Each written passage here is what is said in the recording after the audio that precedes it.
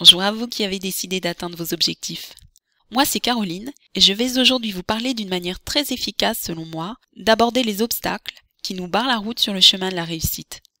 Quand on a un projet, il est rare que tout se passe sans la moindre embûche.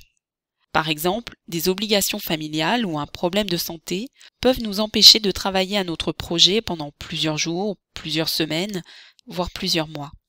Quand on se trouve dans une telle situation, notre réflexe va souvent être d'analyser cette situation sous l'angle du problème à résoudre, du type « comment rattraper mes 3 semaines d'inactivité ?» Et malheureusement, cette attitude a de grandes chances d'être contre-productive. En effet, en agissant ainsi, on va se focaliser sur le négatif, dans notre exemple, le temps perdu, et notre énergie va se concentrer sur le problème.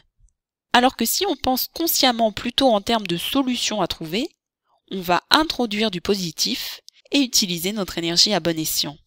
Pour reprendre notre exemple, la recherche d'une solution se traduira par comment travailler plus efficacement, ou comment obtenir un délai supplémentaire, ou encore comment déléguer une partie de ce que je devais faire, etc. Si on se place du côté du bon sens populaire, ça reprend l'idée de voir le verre à moitié plein plutôt qu'à moitié vide. Et si on va faire un tour du côté de la psychothérapie, on se rapproche des travaux de Steve de Chazer et de sa thérapie brève centrée sur la solution. En tout cas, résumons quels sont les bénéfices d'une telle approche. Nous empêcher de ruminer ce qui ne va pas.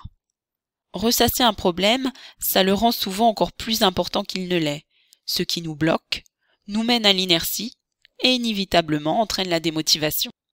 Au contraire, en envisageant les solutions, on rend ces solutions plus palpables, plus réalisables. Ainsi, on reprend le contrôle, ce qui nous met dans de meilleures dispositions pour passer à l'action et surmonter les difficultés. J'espère que la prochaine fois que vous serez devant une difficulté, vous penserez davantage à la solution à trouver qu'au problème à résoudre. Si vous avez des commentaires ou un retour d'expérience à proposer, je serai heureuse de les connaître. Et si vous connaissez d'autres personnes que cette présentation pourrait aider, n'hésitez pas à la partager. Comme toujours, je vous souhaite sincèrement une pleine réussite dans la réalisation de vos objectifs. À bientôt!